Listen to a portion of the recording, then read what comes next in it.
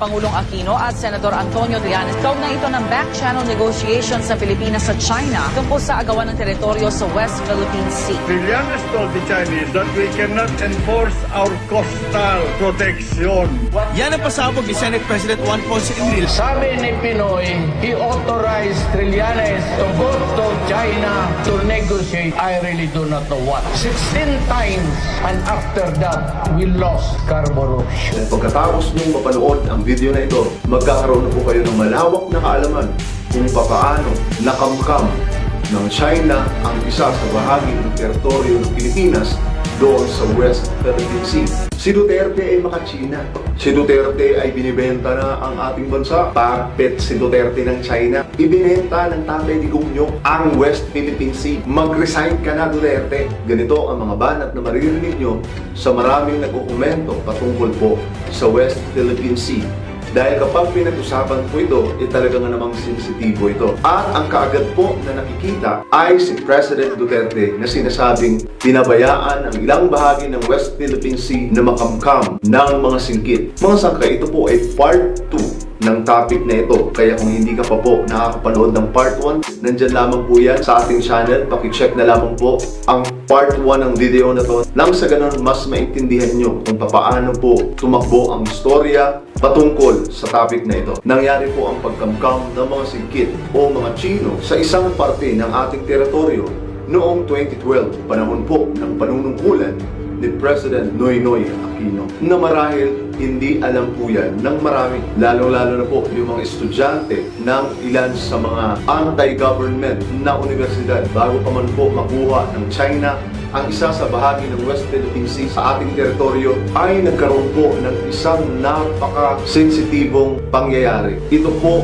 ay ang sekretong misyon ni Trillanes na ipinag-utos po ni President Noynoy Aquino, na kung saan ang sekretong misyon na ito ay ang pakikipag-meeting sa mga leader ng China noong panahon ni Pinoy. Marahil ang ilan sa atin ay nagugulat dahil hindi naman po talaga alam kung ano ito. Subalit ito po ay totoong pangyayari na kung saan nai-record pa po ng mainstream media ang naging discussion na ito doon mismo sa Senado. Isang Chinese military intelligence officer daw mula Chinese Embassy sa Pilipinas ang nagsilbing channel ni Senador Antonio Trillanes sa kanyang backdoor negotiations sa China. Ito po ay ibinulgar ni Senator Enrile noon sa Senado, na kung saan si Trillanes po ay nagkaroon ng mga transaksyon doon po sa China, na kung saan nagkaroon po siya ng mga meeting ng mahigit ng 15 times na nagpabalik-balik po sa China. Pilipino ba yan? Makabayan ba yan?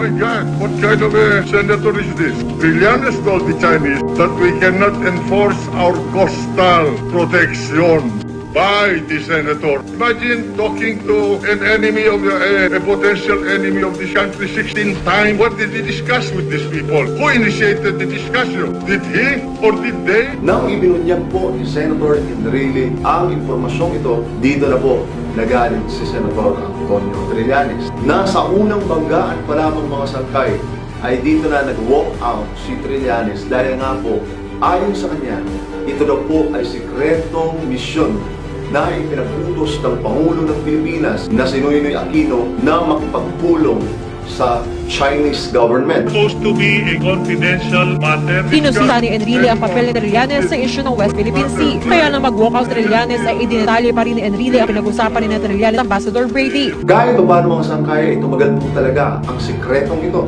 na hindi po kaagad nalaman ng iba. Subalit mga sangkay, kalaunan, nabuking po siya ni former Senator Juan Ponce Enrile. Dahil syempre, si Enrile naman talaga ay hindi pipitsuking senador o isang politiko. Marami po siyang galamay at marami po siyang mata sa paligid. Mula raw sa isang mapagkakatiwalaang source na tuklasan ni Senate President Juan Ponce Enrile ang susi umano ni Senador Antonio Trillanes IV kanyang back-channel negotiations sa China. Noong 2012, nung magkaroon ng session ang Senado, ay binisto ni Lolo Enrile ang katotohanan ito na si Senator Antonio Trillanes ay nagpabalik-balik sa China. Nagkabanggaan po yung dalawa. At alam naman po natin na si Senator Trillanes ay talagang namang hindi po umaatras yan kahit po tagilid na po siya. Sinagot po ito ni Antonio Trillanes na siya daw po ay inutusan kautusan ni Pangulong Benigno Aquino, gusto na sana po tapusin ni Senator Trillanes ang usaping iyon, subalit hindi po talaga siya tinigilan ni Senator Enrile, na kung saan napag-usapan pa po ito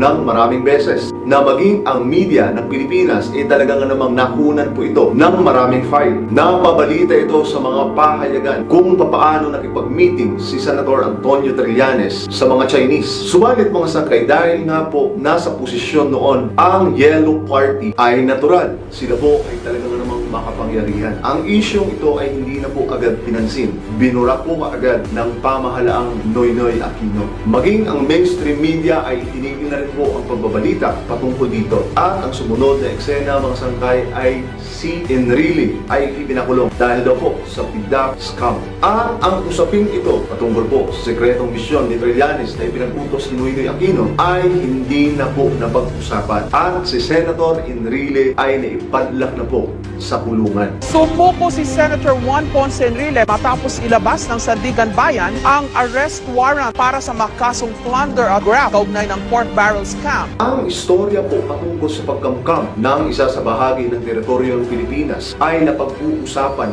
hanggang sa ating panahon ngayon. At ang malaking sisi na itinuturo ng iilang Pilipino ay si President Duterte. Dahil daw po, pinabayaan niya ang West Philippine Sea. Subalit mga sangkay, ang pinakapuno po talaga nito na nagkaroon ng pagpasok ang Chinese forces ay ang mahigit 15 times na pabalik-balik si Trillanes na nakipagpulong doon sa China dahil daw po sa sekretong mission. Pagkatapos ng sekretong mission na yon, dito na po pumasok ang China sa teritoryo ng Pilipinas. Ito yung dahilan mga sangkay kung bakit binunyag ito ni Senator Enrile noong panahong iyon. Dahil nga po sa biglaang pagpasok ng China sa teritoryo ng ating bansa.